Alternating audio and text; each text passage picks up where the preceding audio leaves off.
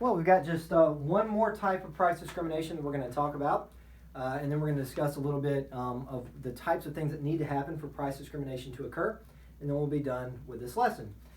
So we had perfect price discrimination, second-degree price discrimination, third-degree price discrimination, and then a fourth, sometimes called fourth-degree price discrimination, but usually not. Usually it's referred to as premium pricing, which is something, again, that's very common, something that I'm sure you run into all the time. So premium pricing, it's hard to give a real good definition, but let me just give you one that hopefully explains the concept. This is charging much more for products that are slightly better. I don't like this definition because, who determines what better is? Well, let me give you some examples here, okay? Let's think about a latte versus an espresso shot. Okay? If you don't know what a latte is, it's basically just taking an espresso shot and adding some milk to it, some frothy milk to it. Okay? So an espresso shot is just really concentrated coffee. A latte is really concentrated coffee plus some milk on top. Okay? So if you go buy this at a coffee shop, probably the pricing is going to look something like this. The espresso shot will be $2 and the latte will be $4, right? Now here's what's interesting. These coffee shops that offer these pricing will usually also give you free milk. They usually have a big jug of milk that you can add to your drink. So you can imagine if you're very price sensitive, if your willingness to pay for coffee in general is pretty low, what you can do is bring your own mug, buy the $2 espresso shot, and add some milk to it. It's not the same product, but it's not that much different. Okay, it might only cost the firm an extra 30 cents to make the latte relative to the espresso. But the logic here is you're extracting more revenues from those with a higher willingness to pay. It's not $2 more costly, but you can charge them $2 more to extract more revenue from those consumers that have a higher willingness to pay. All right, other examples of this.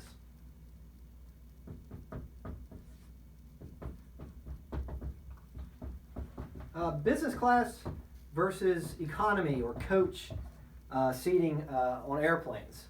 I don't know if any of you have ever sat in business class. I haven't, but usually business class is a lot more expensive.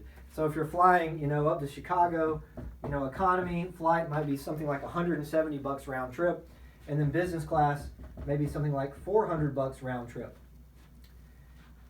The product is not $230 more costly to make. So it's not that the cost is driving this price up. It's rather that the airplane is trying to price discriminate in a way where it doesn't know who the customers are, okay? In the example that we used with Kaitai, they had a mechanism of identifying different customers. They took the students who have a low willingness to pay and charged them differently from what they charged the other customers to pay, okay? In this scenario, maybe the airline is not able to identify what customers have a higher or lower willingness to pay. So what they do is they segment the market just a bit. They have business class, they have economy, and usually they'll have first class instead. It's about getting customers with a higher willingness to pay more. And a lot of time with the business class fares, the businesses, the companies are paying for the ticket, so the customer doesn't even really care what they're paying. So they'll pay the extra $230 to get an item that maybe only costs the airline an extra $10 to produce. It's about segmenting the market in a creative way. This is probably my favorite example of premium pricing, concert tickets. I could use concert tickets, tickets to a sporting event. It's all really the same. What tickets are going to be the most expensive at a concert? You've probably seen this before. You've got the stage here, and then they'll have these different areas of seating, and then the balcony back here. And what they'll do is these in the front might be $90, these might be $40, and the balcony might be $20. Think about what this does. With someone with a high willingness to pay, they don't really so much care about the price. They're going to go ahead and pay $90 to get a slightly better product. Somebody with a low willingness to pay, they're not going to be paying $90. They wouldn't show up if it was $90 for everyone, but they might be willing to pay $25. So if you give them this $20 option, they'll go sit in the balcony. What makes this very clearly premium pricing is if you think about it, think about cost. Which of these seats is the most expensive to provide? Turns out it's the balcony seating. To have a balcony, you have to build a really big stadium. You have to use a lot of concrete, a lot of wood, and a lot of man hours to build that balcony at the venue. So these are actually the most expensive to produce, and the business is going to charge the least for these. So it's clearly not about cost. That's the key thing to recognize when it comes to premium pricing. You know, it's not about how much it costs to produce an item. If I tell you, you know, one house costs $400,000 and another house costs $200,000, that's probably not a result of price discrimination. It's not a result of premium pricing. It's that the $400,000 house was more expensive to make and is on more expensive land. But in this scenario, see, it's not about the cost of production. It's just about extracting as much as you can from the consumers, charging those with a high willingness to pay a higher price, okay? And that's what you should look for when you're trying to identify premium pricing. Okay, so to wrap things up here, we're done with all the challenging material, but I want to think about the conditions needed.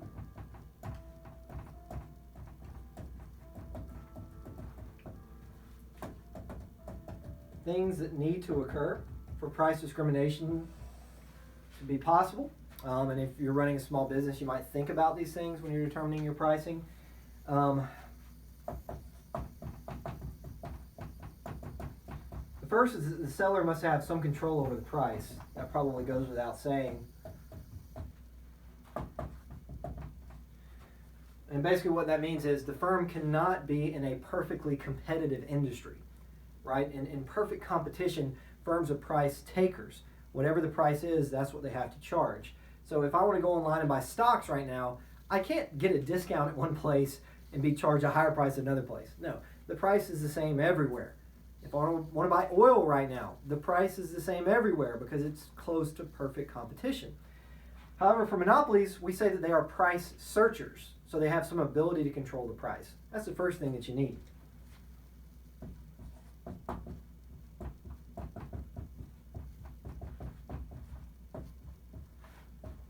Second is the seller must have some ability to distinguish willingness to pay.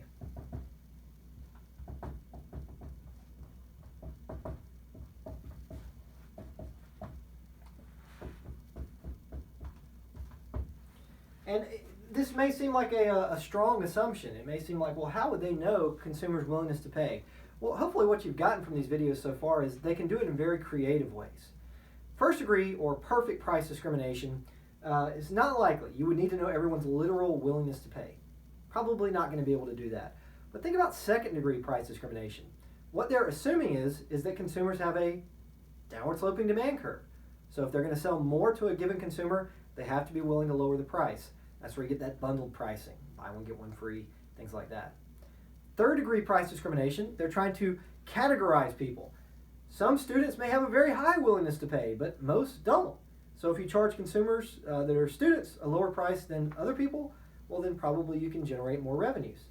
And then lastly, in premium pricing, basically what you're going to do is let the customers sort things out themselves. Sell an item that's only slightly better at a much higher price, and those with a higher willingness to pay will probably jump on it. Okay? So you have to have some ability to do this, but notice a lot of times businesses can do this without really knowing much about the consumer at all. And the third thing that we have to recognize, and this is really new material, is that arbitrage must be difficult or impossible, we'll say.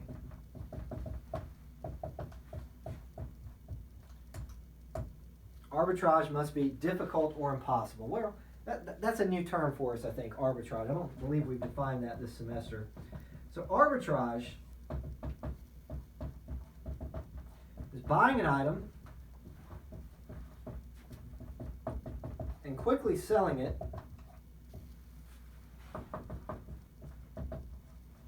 at a higher price. Buying low, selling high. Okay, that's arbitrage. And you'll see that arbitrage is something that price discriminators have to think about. If you're a sports fan at all, you'll know that there are people who do this. They buy season tickets, right? And then they sell them off in individual games. So season tickets might be $10,000, and individual game tickets might be $1,000 a piece. and maybe there's 20 games in a season. So what someone can do is buy season tickets and then sell them off at a price that's below what the firm is charging for individual game tickets. If it's really easy to do that, then usually the price discrimination will break down. So when arbitrage is very possible, price discrimination usually doesn't work. In most of the examples we've talked about, price discrimination will work because arbitrage is basically impossible. Think about what this would look like for Kai-Tai, with the example with student pricing. This is what an arbitrage would look like.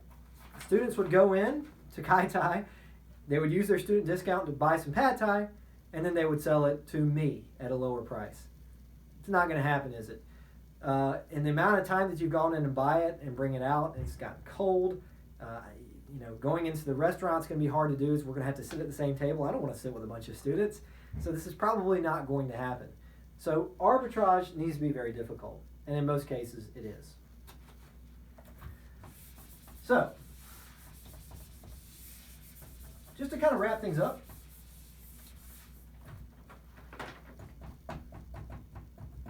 I think a lot of times what's lost in these videos is really giving some conclusions, making sure we understand the big picture. So I'm going to try to do that here.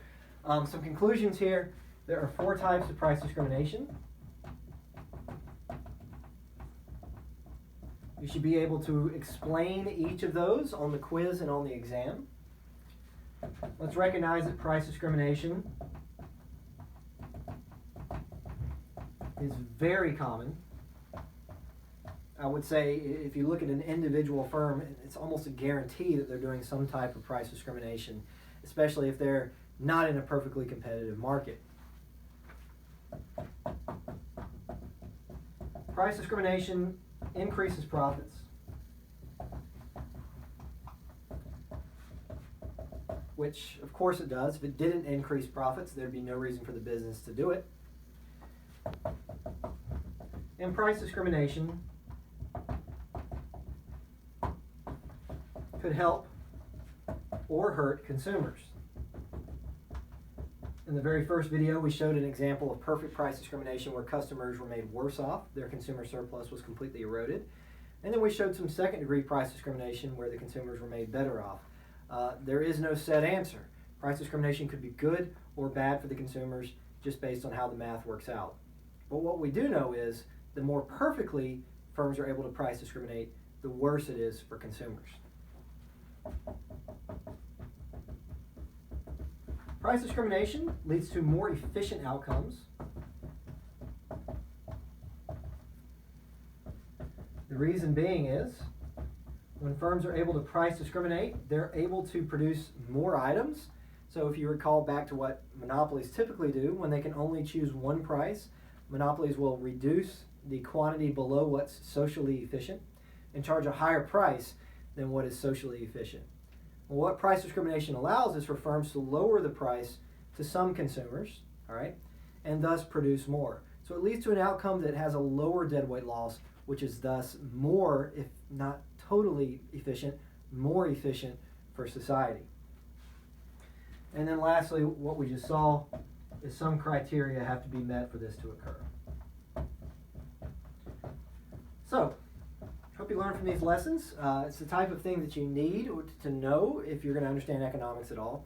If you're somebody who's thinking about, running a small business or will be in the process of helping a business make choices, I think it's something that you have to understand. Notice that in second degree, third degree, and premium price discrimination, what's neat about those is you can sort of experiment if you're a business. You may not know what customers' willingness to pay is, but you might try out buy 2 get 1 free for a while and see what happens. You might try out a senior discount for a while and see what happens. And probably if you play around, you'll figure out a scenario that's more profitable than just charging everybody the same price.